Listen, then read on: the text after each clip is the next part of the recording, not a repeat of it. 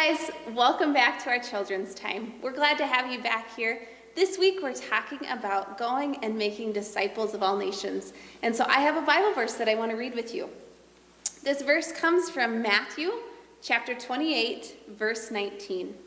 It says, "Therefore, go and make disciples of all nations, baptizing them in the name of the Father, and of the Son, and of the Holy Spirit, and teaching them to obey everything I have commanded you. And surely I am with you always to the very end of the age." We just really encourage you to think about how you can go into the world and help Jesus make disciples of all nations, sharing his love, sharing all the blessings that he's given you in his daily life. So I hope you enjoy the puppet show and the song we have for you, and make sure you go and make disciples of the nations around you. Hi, Philip. Hi, Andrew. What are you doing? Well, I was just thinking about the events of the past few weeks. It really has been amazing, hasn't it? Are you thinking about anything special or just things in general? Mostly, I've been thinking about the last thing Jesus said to us. You know, about going into the world, baptizing people and teaching them the things that he taught us. Yeah, that's quite a responsibility he's given us. What are you planning to do? Oh, I don't know. I just sometimes wonder if I'm even up to the task. Well, Jesus must have thought we were able to do the job. If he didn't, then we wouldn't have left us with that responsibility. He would have given it to someone else. Yeah, I guess that's true. Do you remember the first time he sent us out to preach and teach? How could I forget? Just between you and me, I was scared witless. If I hadn't been so afraid, I probably would have told Jesus I couldn't speak to people. But I was more afraid to say that than to go. I didn't know that you felt that way. I thought I was the only frightened one out of the 12 of us. You sure weren't. And I bet if we spoke to the others, you'd find that all of us were scared and felt the same way.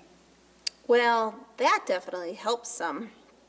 Anyway, though, to get back to your original question, I was wondering what I was going to do about this latest job we've been given.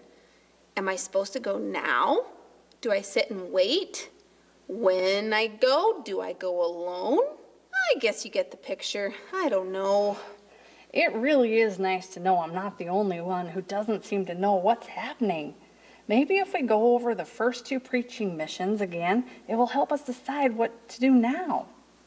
That sounds good to me. I remember that first mission. The 12 of us were sent out 2 by 2. Right. And when the 70 were sent out, we went 2 by 2 again. I think maybe we've hit on one answer to your question already. Go with somebody, not alone. Do you remember when we were first sent out? All those sick people healed, and Jesus gave us power over the spirits. He told us, even before we went, that we had more power than they did. Yeah, we learned again on the second journey that all the spirits obeyed us because we spoke with power given to us by Jesus. It was so exciting. We were nearly bubbling over. He also gave us power over the serpents and scorpions, over the enemy. We didn't have anything to be afraid of. I think we've just come up with another idea. Right! If Jesus is sending us, we have power and we don't need to be afraid. Just knowing that helps. But what are we going to eat? How will we earn money if we're just teaching and preaching? I think that is also answered in the first two journeys. What did we take with us then? Other than the clothes we were wearing and a staff? Nothing. Well, it doesn't appear to me that we starved. True. We always did have enough to eat. So what's different now? Well, for one thing, those were just short trips. This is a lifetime.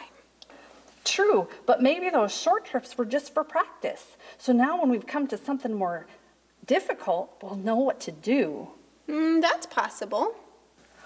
What sorts of things should we be teaching? Well, if the other times were for practice, then I think we have a pretty good idea. We were always supposed to say hello to whoever's house we were staying at and wish peace upon their house. I don't see any reason for changing that. We were also supposed to ask people to ask for forgiveness. We might as well continue doing that. I don't see that the world has improved much yet. And if a city won't take us, do you think we should shake off the very dust on the way we did before? Well, Jesus hasn't changed that rule, so I guess it still stands. Do you think there will be those who don't want to listen to us? They crucified Jesus. I would say that's a very good chance that some won't want to listen to us. You know, I think you've just hit on what the main point of our preaching should be. You mean that Jesus was crucified? Yeah, but let's not stop there. Also, he is risen. And that he is the Lord of all creation. That he is our Messiah. This is getting more exciting all the time. Should we start now? We could go out together, the two of us, and tell all that we have seen and heard. Oh, yeah, not yet, remember? Jesus said he would send the Holy Spirit. I'm not sure what it feels like to be filled with the Holy Spirit, but I am sure that when I am, I will know it's happened. I think we're supposed to wait before we go. But what should we do while we're waiting? I'm so excited to be on our way that it's hard to go back to ordinary things. Maybe we should find the others. We could go someplace together, wait and pray. That sounds perfect. Let's go. Okay, I'm with you. Let's go.